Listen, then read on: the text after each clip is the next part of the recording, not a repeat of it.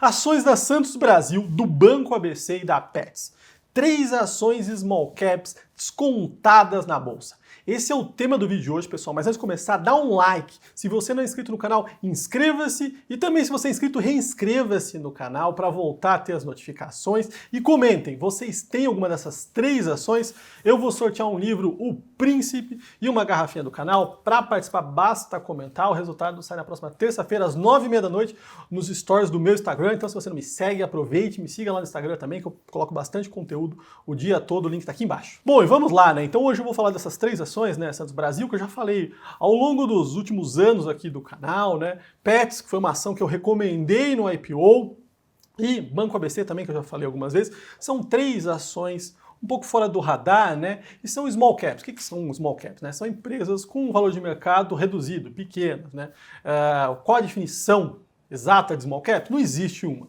Mas o mercado adota algo entre 2 e 3 bilhões de dólares de valor de mercado, né? Então, mais ou menos hoje é entre 10 e 15 bi de real. Como as ações, como o nosso mercado, né, essas empresas caíram muito, então a gente tem bastante empresas aí que são small caps, que muitas vezes elas se distorcem, né, por não ter a melhor liquidez possível, mas geram muitas oportunidades. E eu vou colocar aqui para vocês, né, para vocês entenderem um pouquinho desse ciclo, do que acontece, o índice small, tá, que a gente tem aqui, um ETF, na nossa bolsa, versus o índice Ibovespa. E o que a gente vê aqui, né, que esse rally que a gente está assistindo na bolsa, né, nos últimos meses. Então essa entrada forte aqui que a gente tem assistido de fluxo estrangeiro tem feito o índice subir, né, retomar, e a gente vê o índice aqui subindo nesse período aqui quase 3%, uma retomada depois da forte queda, e o índice small, né, caindo 10%. Por quê?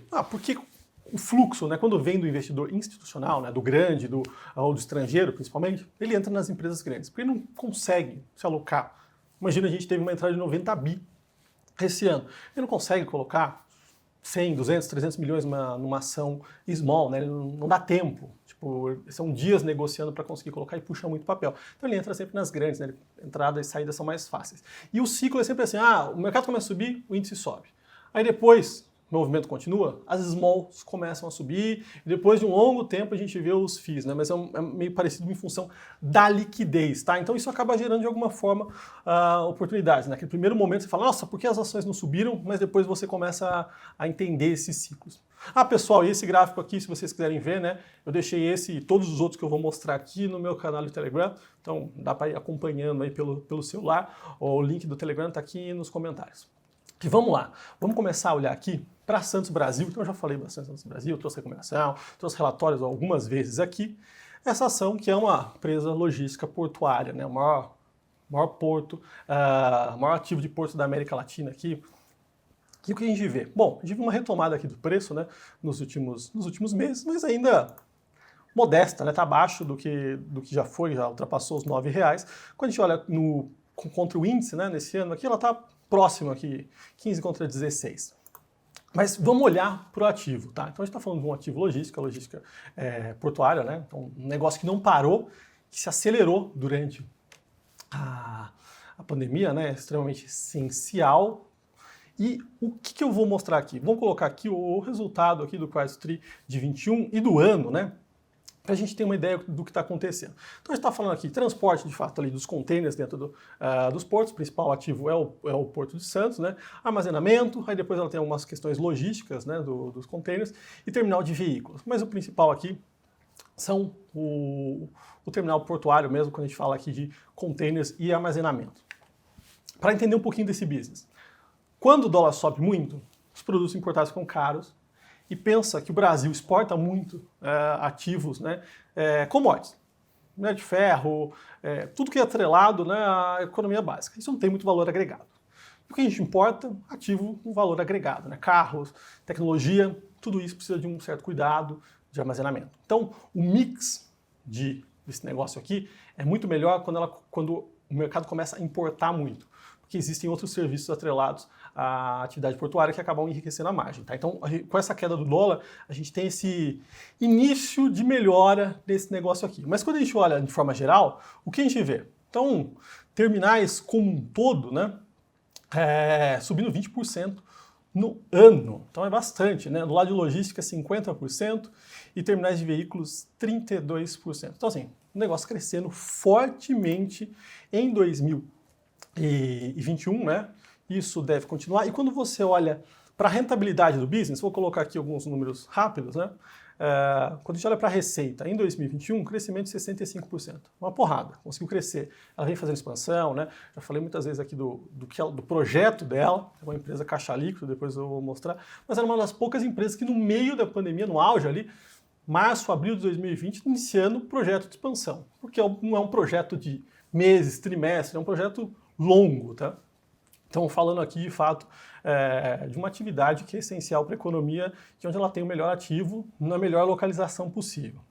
EBITDA, subindo 166%. Então, entregou um EBITDA aqui de 564 milhões e o lucro, 271 milhões. Então, uma porrada, né? Reverteu o prejuízo. Então, a empresa está mostrando um crescimento. Quando você olha para a situação de caixa dela, né? A empresa tem caixa líquida. Então, fez follow-on lá atrás, se capitalizou, está muito bem. E aí quando você olha para o nível de múltiplo que ela está sendo negociada, tá? Então, considerando agora um valor de mercado de 6.600, né? Considerar o EBITDA desse 2021, né? Fechado, não precisa nem projetar nenhum crescimento, a empresa está sendo negociada 10 vezes EV/EBITDA, tá? Então, assim, uma empresa descontada que está crescendo e que, além disso, né, tem uma atratividade do lado de players globais olharem para ela para uma possível aquisição, né? Uma empresa que vale um pouco mais de $1 bi, tá? Então, uma empresa que eu gosto, que está sempre no radar e que é interessante vocês olharem. Bom, o segundo ativo que eu queria trazer para vocês é o Banco ABC, né? Arabic Bank Corporation, e a gente está falando aqui de um banco com uma baita numa tradição no nosso mercado aqui e um banco de crédito. Basicamente, o negócio dele é dar crédito para médias empresas, tá? Então não entra naquele segmento onde Itaú, Bradesco, Santander disputam, mas num segmento ali de middle corporate, né? Dando crédito, estruturando crédito para empresas de médio porte, muito bem gerido, tá? Então é um banco assim que é conhecido dentro do mercado como reloginho suíço, por operar muito bem as margens, PDDs, né? Então, muito bem controlado. Eu acompanho esse banco há mais de 10 anos e vamos lá, vamos mostrar alguns pontos importantes aqui. Bom, quando a gente olha para a performance da ação, né, tem ficado, oscilou, não mostrou grandes retomadas. Nesse ano, pouco abaixo ainda do índice Bovespa, mas vamos olhar aqui para o negócio, tá? Então, quando a gente olha para o ABC, é um banco de crédito, né? Um banco de crédito médio. A gente vê um crescimento nos últimos 12 meses, né, pensando na carteira de crédito total, expandida aqui, de 10%, tem crescido, né, um pouquinho abaixo aí do mercado como um todo, mas está crescendo, o mercado de crédito tem crescendo. Então, beleza, então a gente tem o primeiro ponto aqui, é o crescimento do lado da carteira de crédito. Vamos olhar para as PDDs, né, as provisões aqui, que são os custos que são alocados para possíveis calotes. E o que a gente vê aqui no Banco ABC, que eu gosto muito, né? Como eu falei, né? Um reloginho, né? A gente vê aqui o nível de provisão, ex pior momento da crise, alocando aqui por TRI, né? Entre 35 e 45 milhões. Então, assim, muito estável, a gente vê essa linha aqui, que é o percentual da carteira que ele aloca. Quando a gente olha para o nível de rentabilidade, e aí sim é interessante. 2021 entregou um lucro de 570 milhões, uma porrada, né?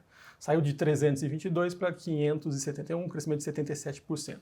Então pensar, bancos digitais aí que não conseguem entregar 100 milhões de lucro e valem 30, 40, 50 bi, a gente está falando aqui que o Banco ABC é um banco que está valendo nem 4 bi de real, entregando quase 600 milhões de lucro. A gente olha no TRI também, né? TRI contra TRI aqui, mostrando um forte crescimento. 2020 lá entregava na casa dos 100, entregando 160 no trimestre. Quando você olha para o ROI, né? O retorno aqui anualizado dos bancos, a gente vê aqui no quarto trimestre já uma melhora na casa dos 14%, que foi basicamente isso que ele entregou ao longo da vida dele. Consolidado deu 12,8 em 2021, mas mostrando uma melhora. E agora com o aumento de juros, né, isso tende a melhorar bastante as ações do ABC. Então, pensando aqui, num crescimento de lucro, tá? Entregou por volta de 570 milhões de lucro esse ano. O crescimento aqui entregando por volta desses 160, 170 por TRI, que é muito próximo do que ele entregou no quarto trimestre, então um crescimento conservador. É um banco que está sendo negociado a 5,5 vezes lucro para 2022. Banco descontado. O banco paga dividendos, tem um nível de yield bom, né? No último ano aqui por volta de 5%. E falando em dividendos, tá, pessoal? Vou deixar aqui embaixo um link com o relatório com agenda de dividendos, né, de abril, com todas as empresas que vão pagar, as datas, X. Então quem quiser receber, o link está aqui embaixo. E vamos para a nossa última empresa, né, a Petz. Então trouxe aqui no IPO, né, recomendei a compra da Petz, teve um baita de um retorno, né, andou muito bem as ações da Petz. E por que eu gosto da Petz, tá? Então estamos falando aqui de uma empresa posicionada em um mercado que para mim é único, tá? Falando no mercado de pet shop, no mercado de cuidados com animais, né, que praticamente hoje no mundo de hoje viraram membros da família, é um mercado que cresce muito, é um mercado em expansão fortíssima. Estamos falando de uma empresa de growth, uma empresa de crescimento forte. E quando vocês verem os números, vocês vão perceber isso, tá? Que é uma empresa de fato de crescimento. É um mercado pulverizado, ou seja, não existe grandes redes. A Petz é a número 1, existe a segunda, mas normalmente o que existe nas cidades são aquelas lojas, aquelas empresas familiares. O que isso ajuda? Bom, não tem poder, né, para brigar com preço, não tem marca, a Petz consegue entrar, ter melhor preço, muitas vezes fazer aquisições. Então o mercado, quando é pulverizado, né, é muito fácil crescer.